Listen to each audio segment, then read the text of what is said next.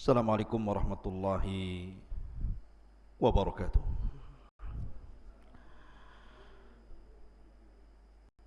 Alhamdulillah wassalatu wassalamu ala Rasulillah wa ala alihi wa sahbihi wa mawalah wa la hawla wa la quwata illa billahi wa ba'du. Ma'asyiral muslimin yang dimuliakan Allah Subhanahu wa taala, santri ikhwan yang semoga dimuliakan Allah Subhanahu wa taala. Alhamdulillah, malam ini kita bisa kembali duduk untuk bertalabul ilmi. Kemudian salawat teriring salam tak lupa kita haturkan kepada Rasul kita Muhammad sallallahu alaihi wasallam. Pembahasan malam ini adalah bicara tentang alam jin.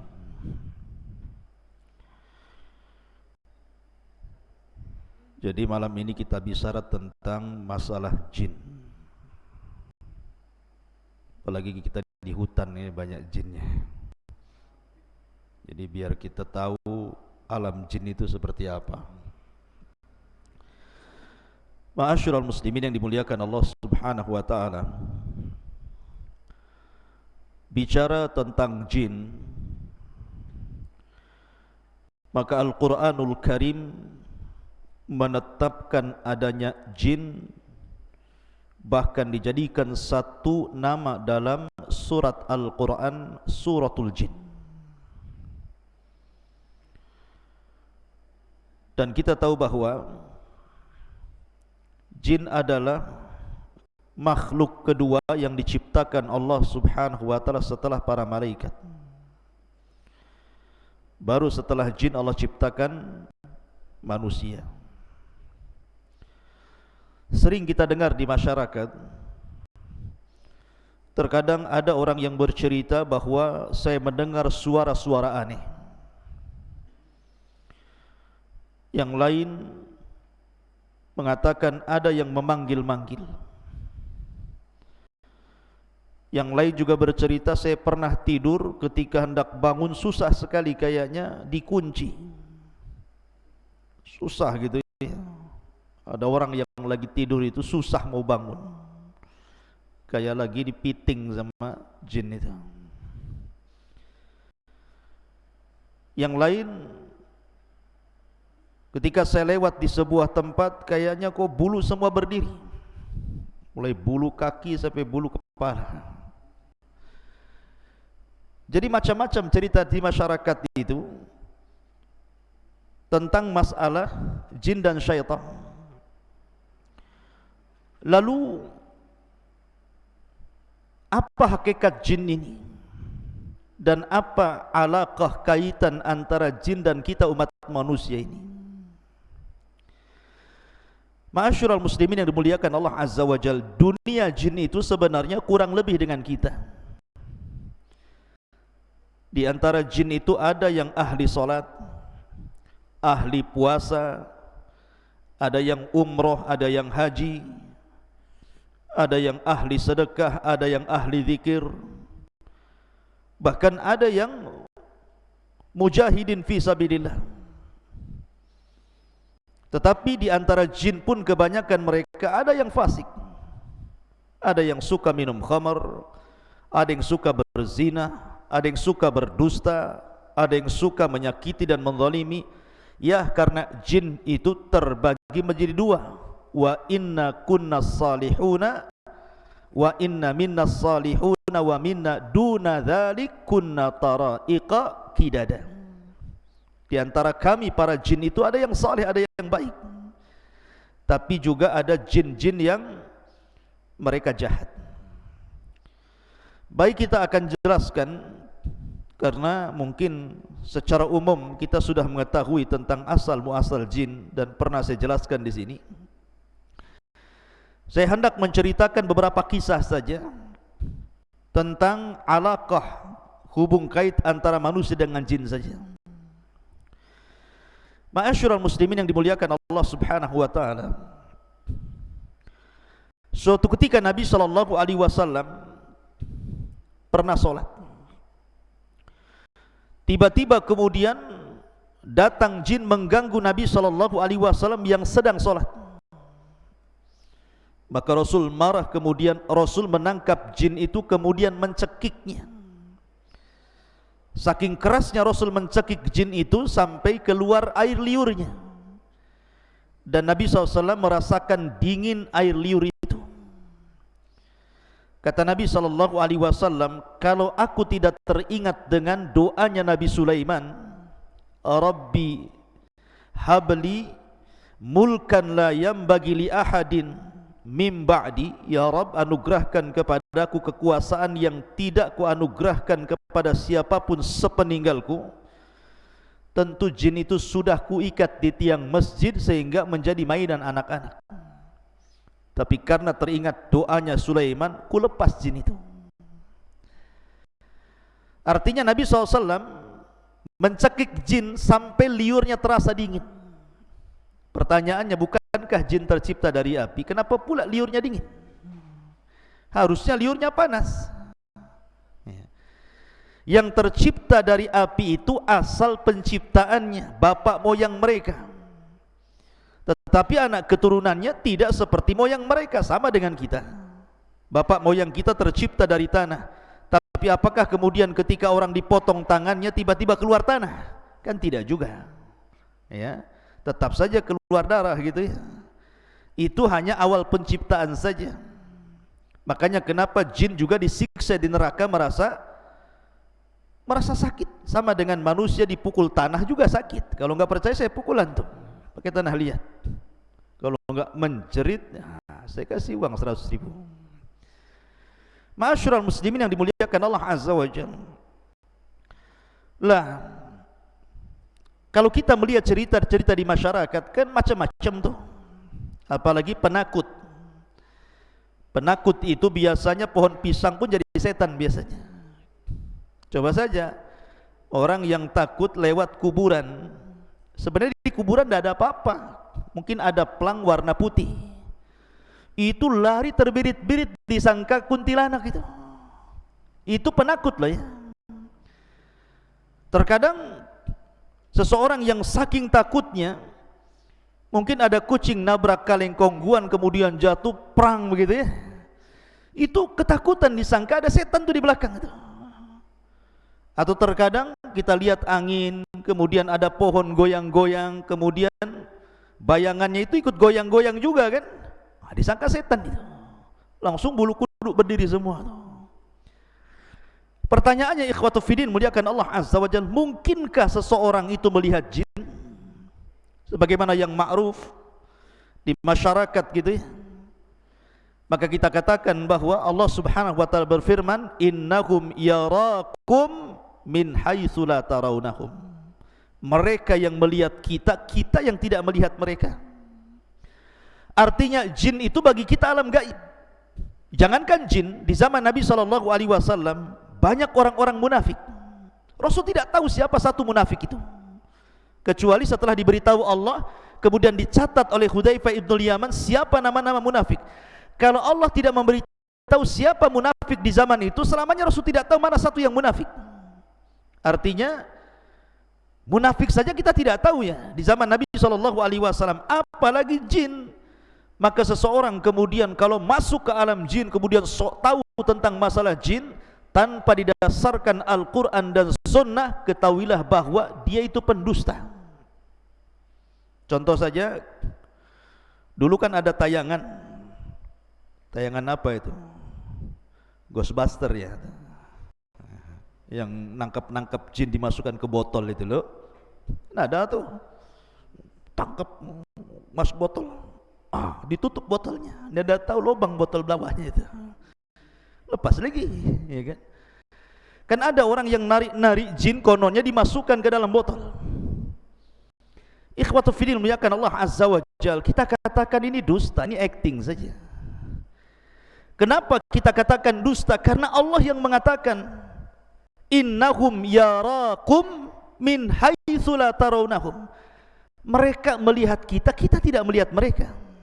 Macam mana kemudian menangkap jin dimasukkan ke dalam botol, sementara nas Al-Quran mengatakan kita tidak mampu melihat mereka, sementara mereka melihat kita? Kalau begitu tidak adil, Ustaz. Enak kali jin melihat kita, kita tak bisa lihat jin. Allah Maha Adil.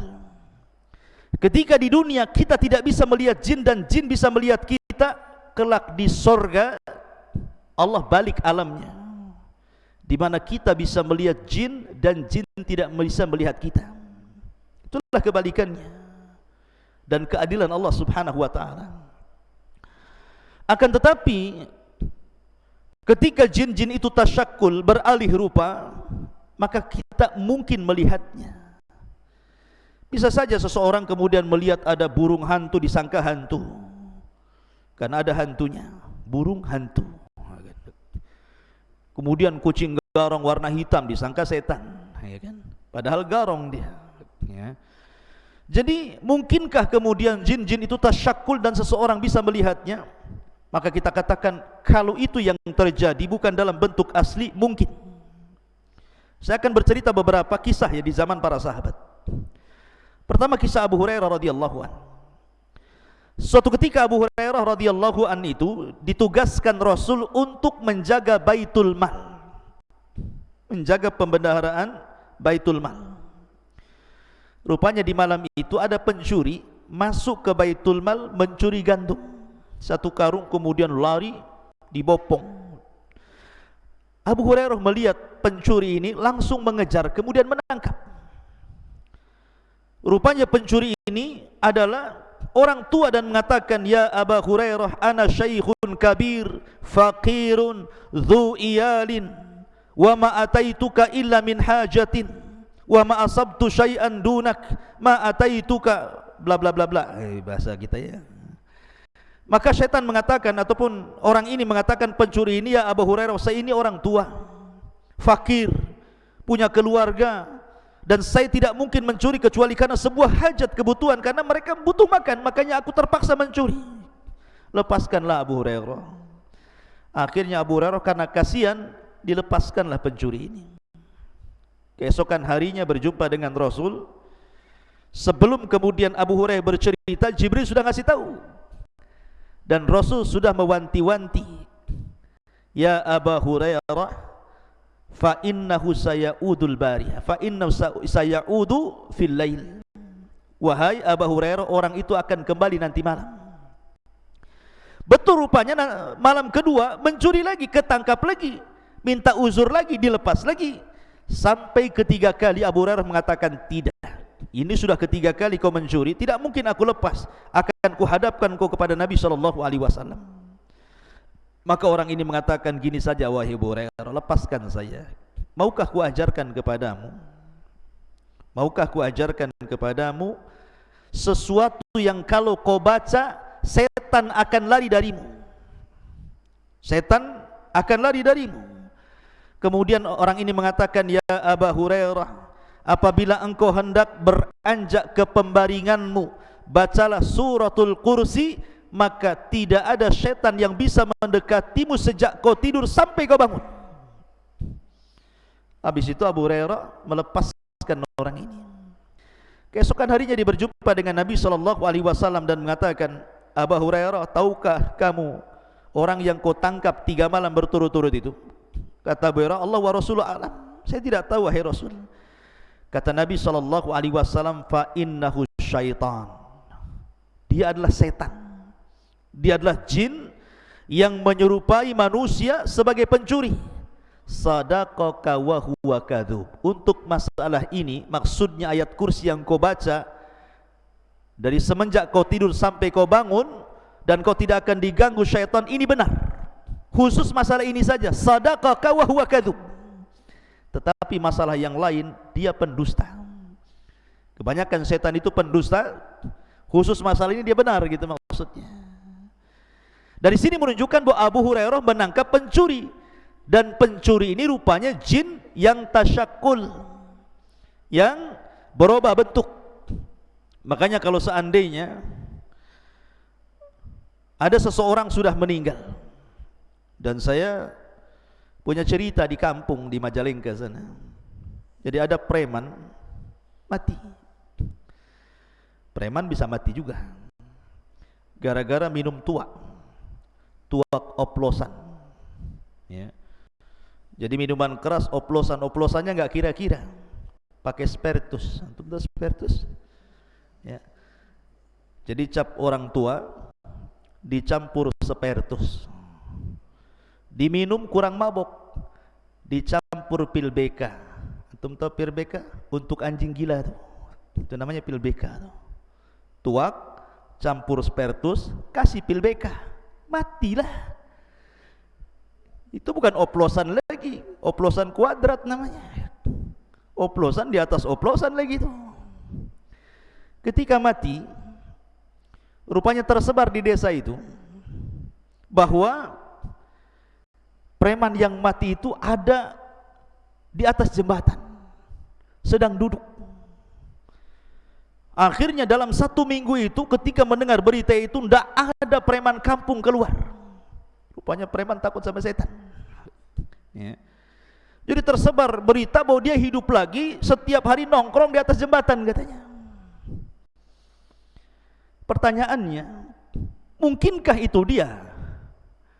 Saya pernah bertanya waktu di Yaman kepada Syekh Adnan hafizahullah ta'ala, guru saya yang mengajarkan kitab Fathul Majid, kitab Tauhid, tentang kisah ini.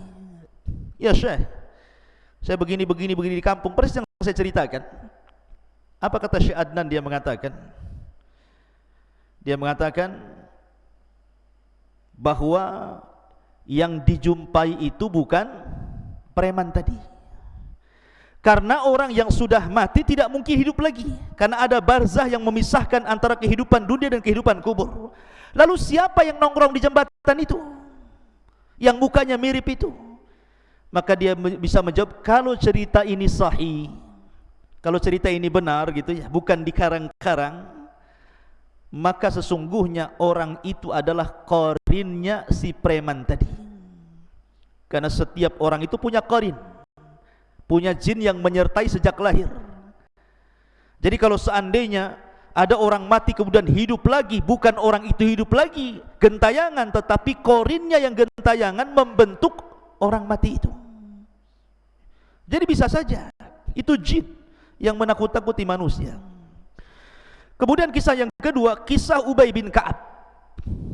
Jadi suatu ketika Ubay bin Ka'ab ini dengan para sahabat Nabi hendak menuju dari Mekah ke Madinah, melewati padang pasir.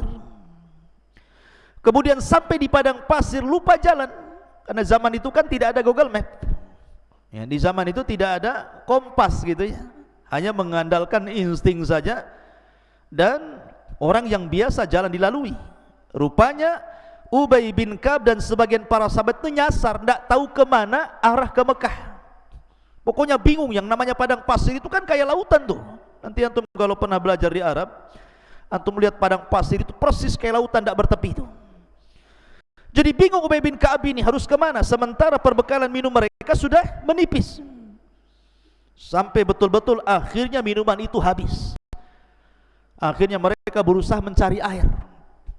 Jadi ke arah selatan tidak nemu air, ke arah barat tidak nemu air. Pokoknya semua arah dia berusaha jelajahi, tetapi tidak ada air juga. Sampai akhirnya datang laki-laki yang sangat besar, badannya besar sekali kayak raksasa gitu ya. Kemudian menemui Ubay bin Ka'ab radhiyallahu anhu.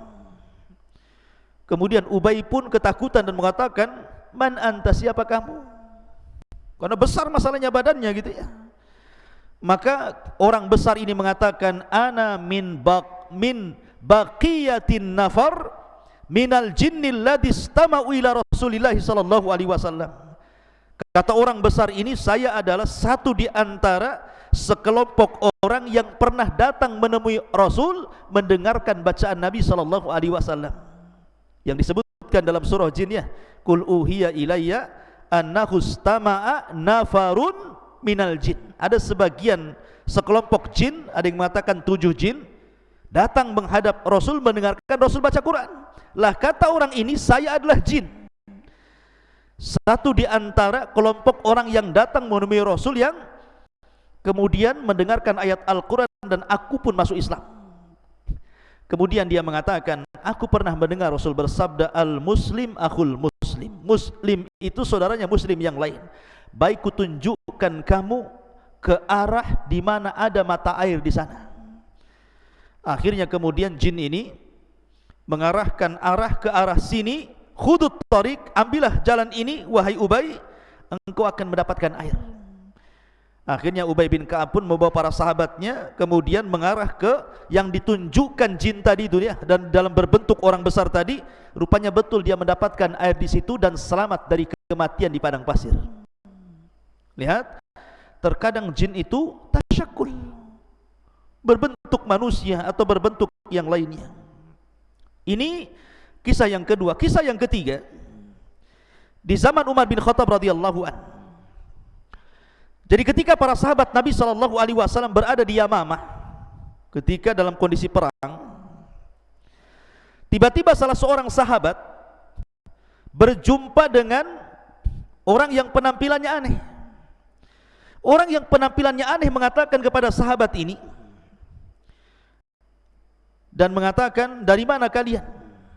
Dia mengatakan, "Kami pasukan perang yang diutus oleh Amirul Mukminin Umar bin Khattab radhiyallahu anhu." Kemudian sahabat ini bertanya, "Man anta, siapa kamu?" Maka orang yang aneh ini mengatakan, "Ana minan Nahawan, saya dari Nahawan. Dan Allah saufa yaftahullahu ala Nu'man ibn Bashir walakinnahu ustushid." Tiba-tiba dia mengatakan, sebentar lagi kan kalian akan menyerbu Nahawan, kupastikan kalian akan menang, tetapi yang memimpin perang kalianlah Nu'man bin Thabit, Nu'man bin Bashir afwan. Tetapi dalam peperangan itu Nu'man akan mati syahid. Kagetlah orang ini. Oh, belum perang kok dia bisa meramalkan seperti itu. Masalahnya, kalian akan berangkat ke Nahawan, menyerang Nahawan, tetapi Allah akan menangkan kalian di tangan Nu'man ibn Bashir, tetapi Nu'man akan mati syahid di situ. Akhirnya orang ini, sahabat ini langsung lari menuju Umar bin Khattab radhiyallahu anhu dan mengatakan, "Ya Amirul Mukminin, tadi saya berjumpa dengan orang yang aneh. Tiba-tiba dia mengatakan bahwa kita akan memenangkan Nahawan, tetapi Nu'man bin Bashir akan mati syahid di situ." Kata Umar bin Khattab radhiyallahu anhu mengatakan, "Ya, tahukah kamu siapa dia?" Maka sahabat ini mengatakan, "Tidak tahu, hai Amirul Mukminin." Kata Umar bin Khattab radhiyallahu anhu, dia mengatakan, "Dialah Usaim baridul jin." Dialah Usaim, satu di antara jin-jin yang saleh. Dia pun datang kepada Umar memberitahu, ya. Artinya bahwa jin juga terkadang tasyakul kan, berbuah bentuk gitu menjadi manusia, sama dengan malaikat juga sama. Tetapi ikhwatu fillah muliakan Allah subhanahu wa ta'ala, yang lebih aneh lagi kisahnya, di zaman ulama salaf ada namanya Imran At-Tammar. Imran At-Tammar ini seorang ahadus salihin, orang soleh. Imran ini At-Tammar ini seorang soleh. Jadi dia punya majlis taklim bersama syekhnya namanya Al-Hasan Al-Ja'di. Jadi ada seorang alim ulama besar namanya Al-Hasan Al-Ja'di. Jadi Imran ini suatu ketika dia ingin menghadiri majlisnya Al-Hasan Al-Ja'di, majlis di waktu fajar. Jadi Hasan Al-Ja'di ini biasa membuka majlis taklim setelah subuh. Datang dari mana-mana. Dan dia takut ketinggalan sehingga dia tidak mendapatkan tempat duduk di depan. Maka dia datang pas bertepatan malam itu, malam Jumat, dia datang pagi-pagi buta.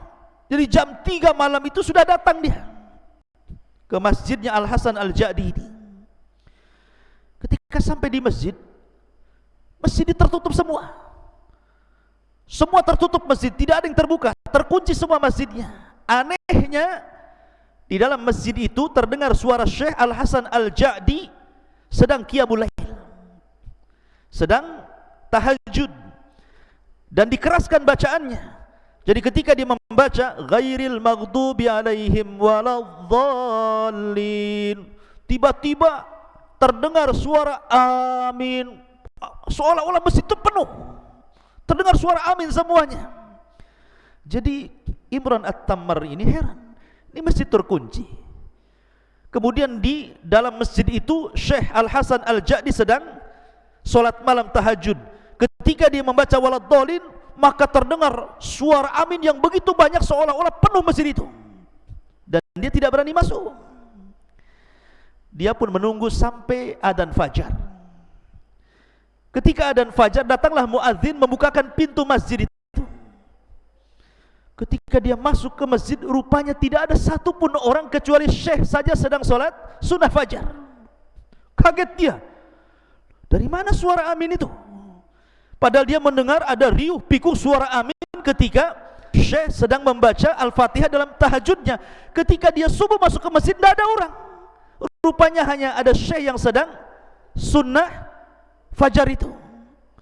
Kemudian terpikir oleh dia ini, Imran At-Tammar ini, setelah kemudian sholat subuh, kemudian mengikuti majlisnya Al-Hasan Al-Ja'di, selesai pengajian dia pun berusaha untuk menanyakan kepada syekh, menceritakan pengalamannya semalam. Ya syekh, semalam saya lihat masjid tertutup, engkau solat tahajud, kau baca Fatihah, ketika engkau membaca waladhdallin semua mengaminkan dirimu, tapi ketika subuh aku lihat tidak ada satupun orang yang solat di belakangmu.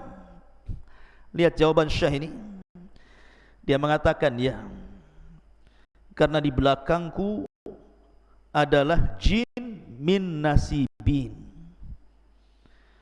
yakhtimul Qur'ana kulla lailatil Jum'ah. Jadi setiap malam Jumat, jin-jin nasibin ini datang, kemudian menghatamkan Quran di belakangku dalam tahajudku. Setiap malam Jumat mereka datang, solat di belakangku dan mengaminkan solatku. Kira-kira nih kalau antum solat malam, Allahu Akbar, ghairil maghdubi alaihim waladhdallin, amin. Dilanjutkan enggak tuh sholatnya?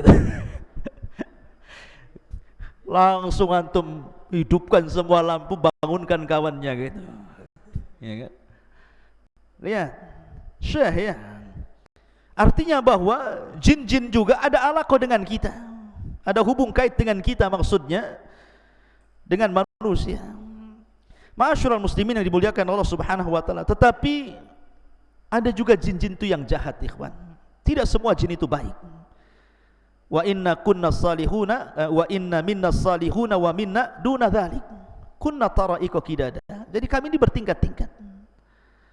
Jadi memang jin itu kebanyakan mereka fasik dan kufur, berusaha untuk menyakiti kita anak Adam dan berusaha untuk menyeret kita untuk mengikuti mereka.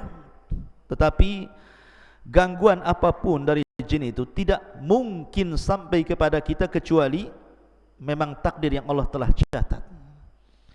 Makanya Allah mengatakan, la inistama'u ala an yadhurruka bisyai'in lam yadhurruka illa bisyai'in qad kataballahu lak. Kalaulah satu dunia jin itu berkumpul hendak memberikan madarat kepadamu, tidak mungkin madarat itu sampai kecuali memang sudah ditetapkan dalam takdir Allah. Jadi tidak perlu takut antum. Kalau ada dukun datang kepada antum, saya sihir kamu, sihir sajalah. Sambil nyantai ya, saya sihir kamu, silahkan sihir saja ya. Tapi tidak perlu sombong, sihir saja ya. Emang siapa kamu ya. Kuruqyah kamu. Jadi tidak perlu kita sombong. Yang penting kita yakin bahwa kalau mereka mengancam sihir, sihir itu tidak mungkin terjadi kecuali karena izin Allah Subhanahu wa ta'ala. Dan jin itu ada titik kelemahannya. Saya contohkan sebuah kisah. Di zaman Nabi SAW, jadi Imam Hakim meriwayatkan dari Ya'la bin Marrah, dari bapaknya, dia mengatakan, aku safar bersama Nabi. Tiba-tiba aku melihat sesuatu yang sangat ajaib, yang sangat takjub, menakjubkan gitu ya. Karena ketika di perjalanan, rupanya ada seorang wanita bersama anaknya. Anaknya ini sakit-sakitan selama 7 tahun, selalu pingsan, kemudian siuman, pingsan lagi. Pokoknya selama 7 tahun itu 2 hari sekali pingsan dan sakit parah, gak bisa ngomong. Sehingga kemudian ketika berjumpa dengan Nabi SAW, Rasul bertanya dan mengatakan, kenapa anakmu itu? Maka ibu ini mengatakan, boleh jadi dia terkena syaitan wahai Rasul, tolonglah obati anakku. Maka Nabi SAW akhirnya mendekat anak itu, kemudian membuka mulutnya. Kemudian Nabi SAW hanya mengatakan, ukhruj ya aduwallah, keluar wahai musuh Allah.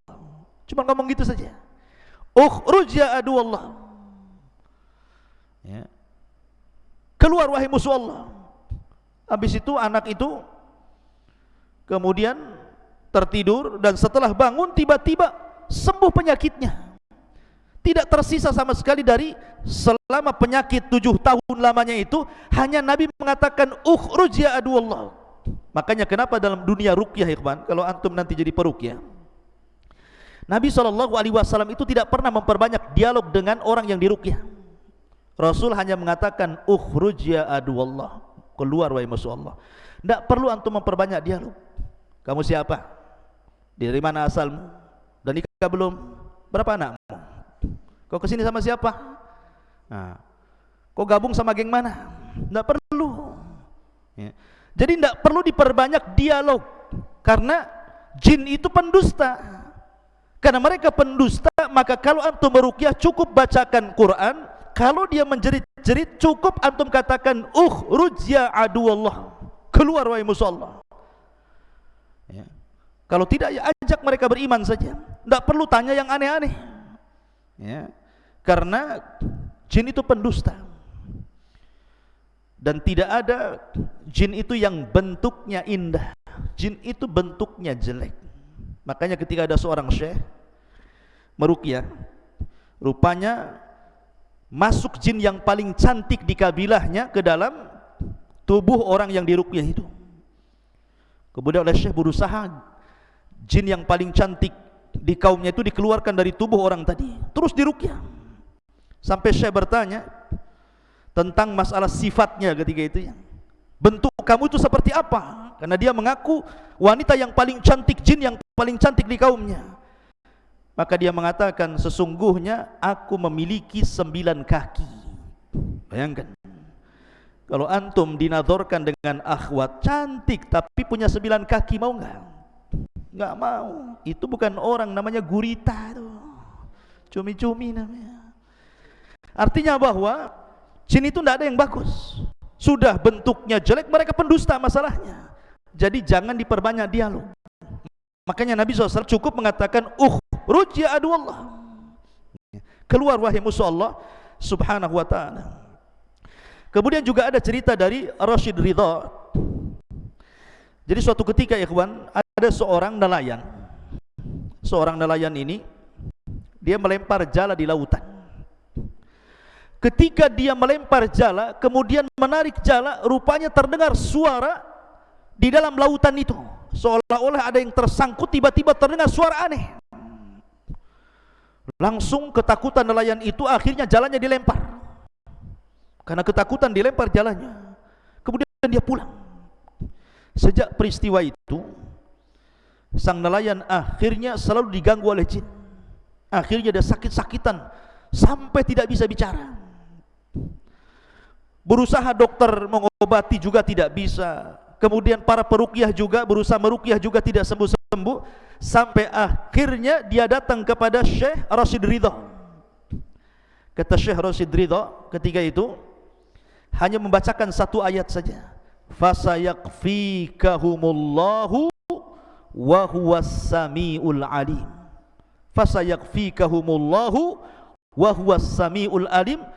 Tiba-tiba kemudian semua jin yang ada di tubuhnya keluar. Dan Allah Subhanahu wa taala takdirkan dia sembuh. Artinya bahwa ada jin-jin itu yang suka mengganggu manusia. Yang suka mengganggu manusia. Lah kenapa kemudian jin itu bisa masuk ke tubuh Anda, ke tubuh kita ya, sampai akhirnya ada orang yang kesurupan? Banyak penyebabnya kata para ulama. Bisa saja karena jin itu sudah terlampau cinta dengan antum sehingga dia masuk ke tubuh antum. Kok bisa Ustaz? Dia cinta sama kita. Surat menyurat pun tidak, pandang memandang pun tidak, ta'aruf pun tidak. Macam mana kemudian dia cinta dengan saya gitu? Kata para ulama, salah satu penyebabnya adalah ketika antum masuk ke kamar mandi,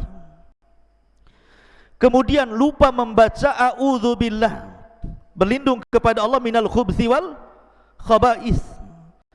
Ya. Kalau orang lupa berlindung kepada Allah dari khubthi, setan laki-laki, wal khaba'ith, dan setan perempuan, maka dipastikan ketika antum telanjang di kamar mandi itu, maka aurat kita bisa dilihat oleh syaitan. Tetapi kalau seandainya kita sebelum masuk kamar mandi kita membaca doa perlindungan kepada Allah minal khubthi wal khaba'is, dari setan laki-laki dan perempuan, walaupun telanjang bulat di kamar mandi itu, maka tidak ada satupun jin yang sanggup melihat aurat kita.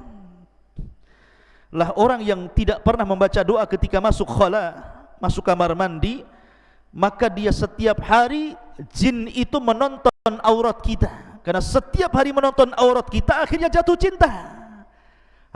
Kalau sudah jatuh cinta, maka dia tidak mungkin melepas kita. Ini salah satu penyebabnya. Yang kedua, atau karena dendam. Dendam itu maksudnya karena mungkin diantara kawannya dibunuh atau saudaranya dibunuh. Makanya kenapa Nabi SAW mengajarkan kepada kita, kalau antum kencing di alam terbuka, di hutan Jabal Uhud ini atau di mana gitu kan, jangan diarahkan ke lubang. Siapa tahu lubang itu tempat bersarangnya jin. Karena jin itu kan ada 3 jenis tuh. Ada jin yang berupa memiliki sayap, bisa terbang kemana-mana. Ada jin itu yang berupa anjing ataupun ular. Ada juga jin itu yang hidup di lubang-lubang. Makanya jangan kencing sembarang ke lubang gitu ya. Nanti di situ sarangnya jin, ngamuk dia. Sekarang logika saja, kalau antum di kepalanya dikencingi, marah nggak antum? Marah lah. Antum dikencingi Noval memakai kepalanya, marah nggak sama Noval? Marah. Ya. Jin juga sama, kalau dikencingi ya marah gitu ya. Makanya jangan kencing sembarang kalau di ruang terbuka itu. Karena bisa saja akhirnya karena marah balas dendam, masuk pula ke jalan darah kita, kesurupanlah kita. Atau mungkin dia itu masuk ke tubuh orang itu karena iseng saja. Ya, iseng-iseng saja masuk ya. Karena dia suka ngelamun, karena dia suka mikir gitu ya.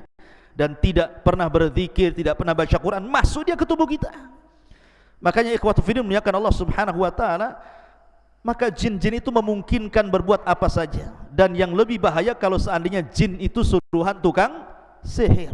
Dia bisa membuat kita sakit, dia bisa membuat kita mati, dia bisa membuat kita bercerai dengan suami istri, dia bisa membuat kita macam-macam jadi jahat gitu ya.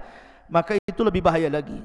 Oleh karena itulah maka banyak-banyaklah berlindung kepada Allah Subhanahu wa taala. Wallahu a'lam bishawab. Ini diantara beberapa kisah tentang alam jin. Mudah-mudahan ada manfaatnya. Subhanakallahumma bihamdika asyhadu an la ilaha illa anta astaghfiruka wa atubu ilaik. Allahu ta'ala. Assalamualaikum warahmatullahi wabarakatuh.